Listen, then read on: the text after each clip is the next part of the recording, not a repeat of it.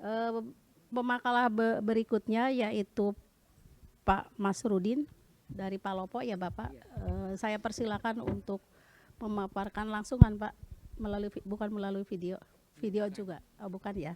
Silakan Pak dengan Uh, aparatnya. Assalamualaikum warahmatullahi wabarakatuh, Waalaikumsalam and good warahmatullahi wabarakatuh. morning. My name is Masrudin. I'm working as a lecturer in Yayan Palopo, South Sulawesi. Today, I will present my research related to the teacher's perception regarding the implementation of the language revitalization program in Luraya. I will explain in Indonesia. Judul ini terkait dengan program yang diadakan oleh Kementerian Pendidikan dan Kebudayaan melalui Balai Bahasa di setiap provinsi yang telah berlangsung beberapa tahun, dan tahun lalu juga masih berlangsung. Saya tidak tahu di 2025 dengan bergantinya presiden dan juga mungkin pejabat-pejabat di Kemendikbud. Apalagi kemarin menterinya ada beberapa hal terjadi. Kemudian ini terkait dengan persepsi guru.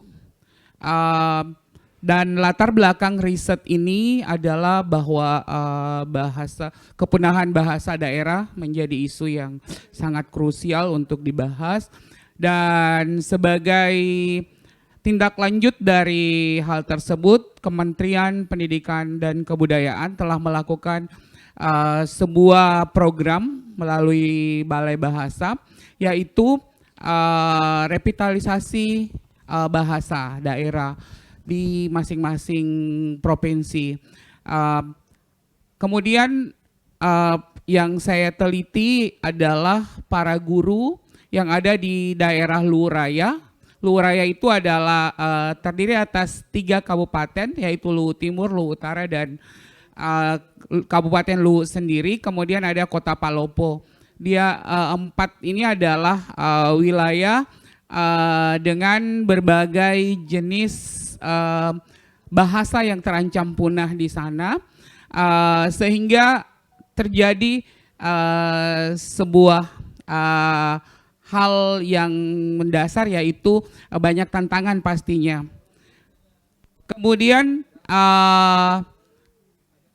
dalam penelitian ini saya telah mendapatkan data tentang bagaimana guru mempersepsikan program ini, dan ternyata ini sangat positif sekali menurut para guru yang kami interview dan kami observasi. Kemudian bentuk dari implementasinya adalah di kegiatan ekstrakurikuler. Ternyata memang di kurikulum untuk bahasa daerah itu kurang tersupport. Jadi rata-rata guru mengimplementasikan program ini melalui kegiatan ekstrakurikuler yang ada di sekolah.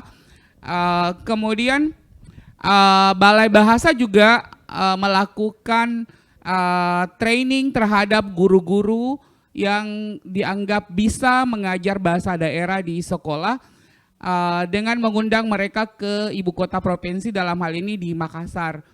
Kemudian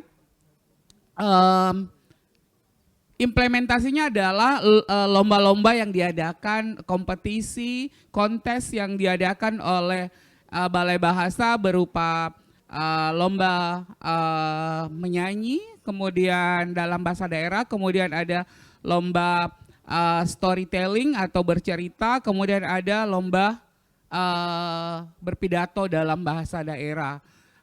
Dan menurut para guru, bahwa program ini memang mensupport mereka dalam program revitalisasi bahasa daerah di daerah masing-masing, dan mereka mengimplementasikannya lewat program yang telah diatur oleh Balai Bahasa sebagai kegiatan rutin.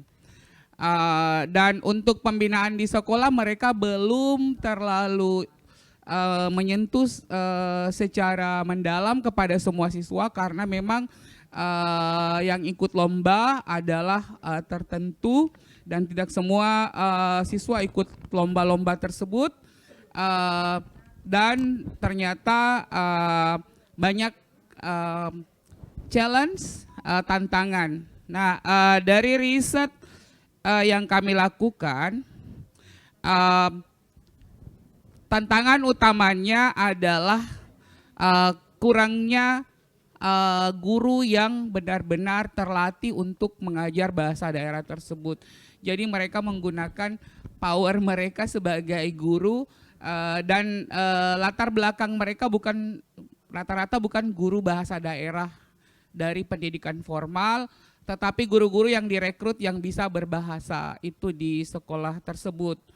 Kemudian yang kedua adalah kurangnya resources material, dari materi-materi yang diambil oleh guru itu masih kurang dan tidak tersedia dengan baik sehingga mereka kewalahan dalam memberikan materi-materi yang baik, termasuk materi digital yang memang masih sangat kurang terkait dengan bahasa-bahasa daerah yang diajarkan mereka di dalam sekolah tersebut. Nah, terakhir ada beberapa kesimpulan dan rekomendasi kami dari hasil persepsi guru, studi tentang persepsi guru ini. Yang pertama bahwa memang masih sangat diperlukan enhanced teacher training. Jadi memang perlu adanya teacher training yang dilaksanakan secara kontinu sehingga menghasilkan guru-guru yang memang mumpuni dan mengerti metode pembelajaran dengan baik dan menguasai cara-cara mengajar bahasa daerah dengan baik.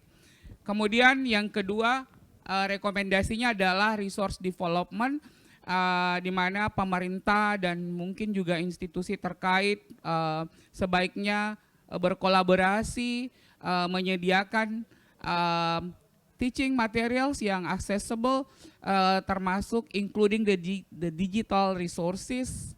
Ini penting sebagai hal yang mereka butuhkan sebagai guru di sekolah.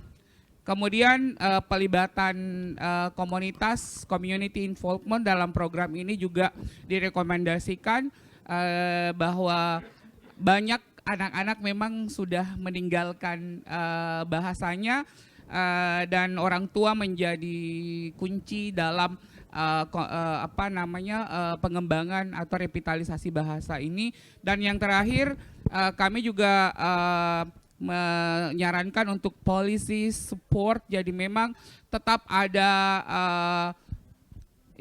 kebijakan-kebijakan pemerintah yang terkait dengan kurikulum, pembelajaran dan sebagainya, karena memang kurikulum itu sudah mengeluarkan bahasa daerah dari kurikulum inti, dari kurikulum sekolah dan cuman menjadi sebuah hal yang ekstrakurikuler seperti itu. Jadi memang kreativitas guru sangat menentukan kesuksesan program ini di sekolah.